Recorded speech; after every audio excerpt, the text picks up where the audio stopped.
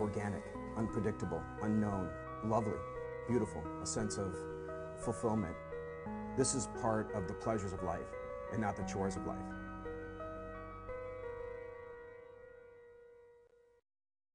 Coming up on Daily Iowan TV, same-sex support. See how local residents are responding to the landmark gay marriage case in front of the Supreme Court. And dollars for drinks. Later, we're going to tell you how local businesses are selling water for a cause.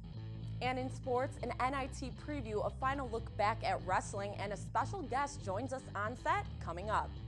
All that and much more is coming your way next. Daily Iowan TV starts now.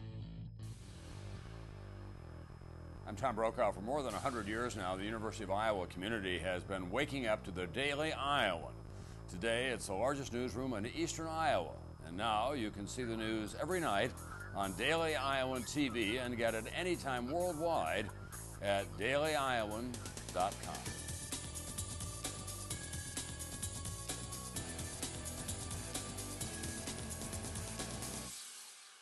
Thanks for joining us for your Tuesday edition of Daily Iowan TV.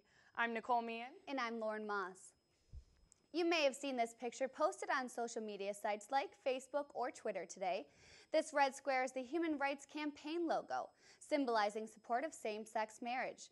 The posts are in response to a current Supreme Court case, which is set to have a significant effect on same-sex marriage in America. Justices are in the midst of discussing the legality of California's Proposition 8, which bans same-sex marriage in California. Gay marriage has been legal in Iowa since the 2009 Varnum v. Breen case. We asked a couple people on the University of Iowa campus if they supported same-sex marriage, and the decision seemed to be unanimous. Yes, I think that it should be. I think that these people are citizens just like any other citizens of our wonderful country, and they deserve the same rights and freedoms that the rest of us have. Yes, just because everybody has the right to love and marry whoever they want. I think it should definitely be legal. People should have a right to the simple pleasures that make them happy. If being in love with someone of the same sex is what makes them happy, I fail to see how it actually hurts anybody else.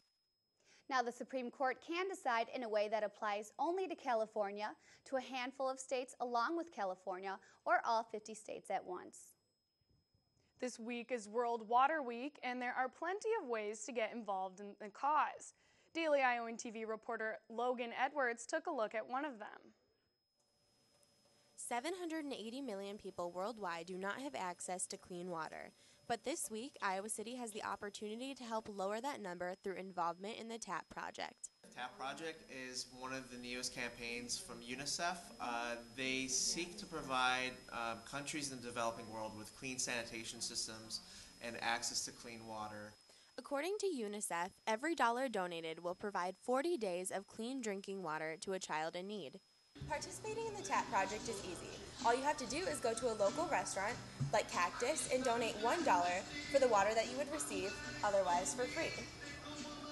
And participation by local restaurants has nearly doubled from last year. It's only $1. You're going to help a lot of people drinking clean water. We're hoping that this is something that can continue to grow over the years. Last year was our first time, so I think if we can add 5 or so restaurants each year, then at a certain point we can get the whole town behind this campaign, which would be great. The Iowa United Nations Association will also be hosting an open mic night on Thursday to reinforce the TAP project's mission through spoken word, art, and music. They hope that these events will allow Iowa City to better think in terms of water conservation. Avoiding using bottled water and using tap water, these sort of things not only help people elsewhere, but it is helping ourselves here in Iowa deal with water issues as they arise. Logan Edwards, Daily Iowan TV. You can check out iowauna.org for a complete list of participating restaurants. And you may be able to make some extra change on recycling if a new bill passes. A bill under consideration in the Iowa legislature could expand the nickel per bottle recycling program to include water bottles and other beverage containers. Supporters say the bill could create 330 new jobs in the recycling industry and allow another 33 tons of beverage containers to be recycled each year. A poll conducted by the Des Moines Register last month showed 64% of Iowans supported the expansion. And still to come on Daily Iowan TV, bills, bills, bills. See whether Governor Terry Branstad supports a new way to pay for medical school bills. And in the DITV Sports Studio, former Hawkeye Micah Hyde breaks down spring ball. But first, let's check in with Whitney Blakeford for our local weather report. Whitney? Well, Nicole, there may be some hope finally for some spring weather as temperatures will continue to rise throughout next week. But before I get ahead of myself, tomorrow morning will start off with 36 degrees and partly cloudy skies. But don't worry, it will warm up to 43 by the afternoon with those clouds still sticking around. And as our day comes to an end, it will cool back down to 30.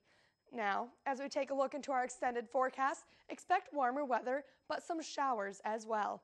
Thursday will be a cloudy day with a high around 50. Friday, expect that same temp, but with clear and sunny skies. Saturday will warm up slightly to 57 degrees, but will also have about a 50% chance of precipitation. Sunday will be the warmest day for us with a high at 68 and the low around 34. And finally, Monday will cool back off to a 45 with partly cloudy skies. Well, guys, that's all I have here for weather. Hopefully spring will finally be showing up. Back to you guys. Could there be a new way for UI medical students to pay for their tuition? Governor Terry Branstad supports an idea that could. Tuesday, the governor said he was in favor of the UI medical student Shadi Heinen's idea to allow private investors to help students pay for their education. The new plan would help medical students stay away from expensive loans and racking up debt. Heinen is now going to visit other legislators in hopes of turning his plan into a bill, which could happen sometime in the next year. And Tuesday night, the University of Iowa student government held its final meeting of the year. Next week, they will begin the new election for members and they will release their annual report. One of UISG's major accomplishments this year was a Get Out the Vote campaign aimed at registering new voters. Concerned residents continue their fight against a shadow coming to Iowa City. Leaders of the Iowa Coalition Against the Shadow met Tuesday to begin a petition against the 20-story tower planned for the corner of Gilbert and College Street. The Iowa City Council backed the $53.8 million high-rise in January. The petition is set to appear at the Commission's next meeting on April 4th. And now we'll throw it over to Annie Constable for your sports update. Hey guys, and welcome back to the Daily Iowan TV Sports Studio, a Super Tuesday edition of the program on tap tonight with former Hawk Micah Hyde joining us on set in a little bit. But we start the program with a look ahead to the men's hoops NIT road clash with the Virginia Cavaliers, while also reflecting one last time on the conclusion of another Iowa wrestling season. Daily Iowan TV Sports men's basketball reporter Kate Constable kicks things off. Kate? The doors of Carver Hawk Arena have been closed for the Iowa men's basketball team this year, and they're now jet set to Charlottesville, Virginia, where they'll look to take on the Virginia Cavaliers in the quarterfinals of the men's NIT basketball tournament tomorrow night. The contest will take place at Paul Jones Arena, where the Red Hot Caps have won their last 19 games there. Now, these two teams share a similar story in terms of freshmen shining this year. Virginia's Justin Anderson and Taylor Barnett are both coming off career high scoring performances with 18 points and 13 respectively. But the pressure doesn't stop there. Joe Harris and Akil Mitchell are both playing some of their best basketball of the season right now, with Mitchell ranking 31st in the nation in double-doubles with 12 on the season. The winner of this game will go on to face the winner of Maryland and Alabama in the famous Madison Square Garden on Tuesday, April 2nd. That's all I have. Back to the studio. With our look ahead to Wednesday night complete, Daily Iowan TV wrestling reporter Tessa Hirsch gives us one final look on the season that could have been for Iowa wrestling. What once looked like such a promising season for national champion hopefuls Matt McDonough and Tony Ramos ended in agony in Des Moines this past weekend. Both Hawks look to be in unbeatable form after the turn of the calendar year, especially after the pair led their team to a win over the #1 and eventual national champions Penn State on February 1st. McDonough at 125 defeated Penn State's Nico Megaludis and looked to be at the top of his game, while 133-pounder Tony Ramos emerged as one of the fiercest grapplers in the country after his pin of Jordan Conway in the same meet. Both of these wrestlers look to be destined for glory, but seasons ending in injury and controversy would instead be the duo's fate.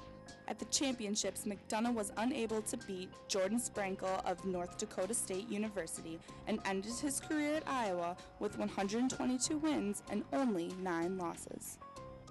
Meanwhile, Ramos would reach the finals, only to be denied a chance at history by his longtime rival, Logan Stieber of Ohio State.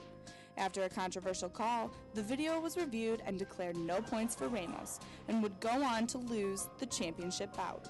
Needless to say, the Brands brothers were not too pleased with the call that was made and had no problem showing their emotions behind the scenes.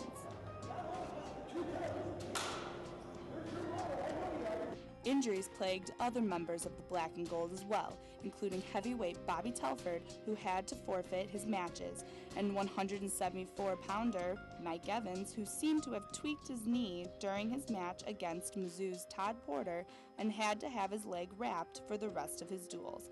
Evans ended up in 6th in the nation in his weight class. Many of the Hawkeyes did not look like they were performing at their full potential or capability that they seemed to have a few months back.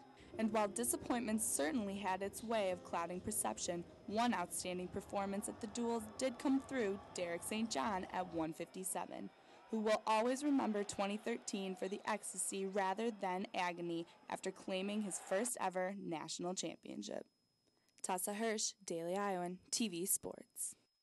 Wrestling season is officially over, but Iowa football is firing things back up with spring ball right around the corner.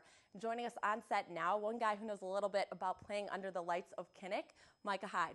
First off, Micah, thanks for joining us in the studio. Thank you for having me. We're going to start with spring ball, obviously, as it just started back up. Can you talk about the void that this Hawkeye team needs to fill with this senior class leaving? I think they'll be all right. I think the junior class, they're a strong class. They've been playing, for a long time since their true freshman year. Mm-hmm. I think they're going to fill the void perfect. They're going to come in. They're going to be, great leaders. And, a lot of young guys had to step up last year, and I think they did well. And, they'll come in this year and this spring ball and do a great job also. Mm-hmm. And obviously you aren't competing in spring ball right now. You're training for the NFL draft. Just had Pro Day, had NFL Combine. Yeah. How did Pro Day go for you? For me personally, it went well. I kind of did the whole routine at the Combine, and, it was just good to do it with the rest of the seniors that were here training the whole time. And, the guys went out there, they did well. We PR'd in a lot of stuff. We set up, our own personal records and a lot of the drills. And just as a group, the seniors did well. And, it was, like I said, it was fun, being out there with them other guys. Do you think the NFL Combine gave you a little bit of an advantage coming into Pro Day? You already knew what to expect, got rid of some of the nerves there? Yeah, exactly. I wasn't really nervous for the Pro Day. I kind of talked to all the the scouts and stuff already, and I did all the drills before. And once you do it at the Combine, it's not really a bigger stage you can do it at. So yeah, the Pro Day was something I was already expecting. And the NFL draft coming up. Can you talk about your mindset going into that? It's one of them times where you've been building for this your whole life. Mm-hmm. Hopefully I get drafted. That's the goal. And if not, that's I'm gonna have to move on from that also. But that's the goal to get drafted. I've been working trying to do that my whole life, and see what goes on from there. And obviously, it's gonna mean a lot to you to get hear your name called. Who do you think in your life it's gonna mean the most to?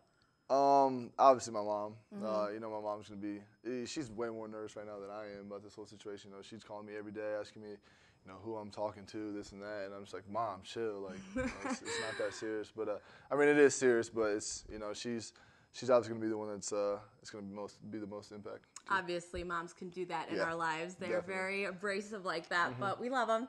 That's going to do it for us here in the studio. Thanks again for joining us, Micah. Hope everything works out with the draft. We have high hopes for you here at DITV Sports. You can catch us here tomorrow, same time, same place. But for now, it's back to you guys at the desk. And only with Daily Iowan TV can you get a first look into Thursday's pages of the Daily Iowan. Read about funding shifts. See how Johnson County officials plan to cope with the increasing expenses of the SEATS paratransit service. And read everything you need to know about the Tuesday night Faculty Senate meeting. That's your latest edition of Daily Iowan TV. You can check us out tomorrow at the same time or anytime online at dailyiowan.com.